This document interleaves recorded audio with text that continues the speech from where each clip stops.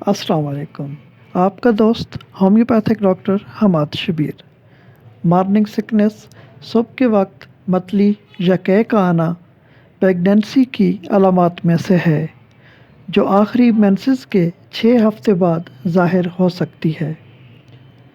اس کے علاوہ پریگننٹ خواتین کو گھبراہٹ، چکر، سر درد اور پٹھوں میں کھچاؤ کی کیفیت بھی ہو سکتی ہے۔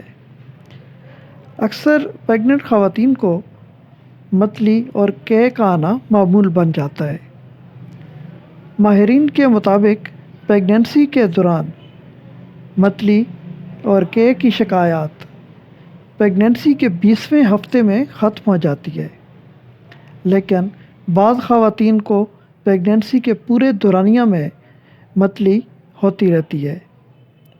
ہومیوپیتھک طریقہ علاج میں ایسی بہت سی میڈیسن موجود ہیں کہ جن کے استعمال سے پریگنینسی کے دوران نوزیا یا وامٹنگ کو روکا جا سکتا ہے، جن میں سے سب سے ایفیکٹو میڈیسن سمفوری کارپس ہے۔ اگر اس دوا کے 5 قطرے صبح، 5 دوپہر اور 5 قطرے شام 1-2 گھونٹ پانی میں ملا کر پریگننٹ خواتین کو پلائے جائیں تو پریگنینسی کے دوران متلی یا قے آنے کی شکایت پر قابو پایا جا سکتا ہے۔ کسی بھی تکلیف کی صورت میں اگر مجھ سے مشورہ کرنا چاہیں تو میرے واٹس ایپ نمبر پر رابطہ کر سکتے ہیں۔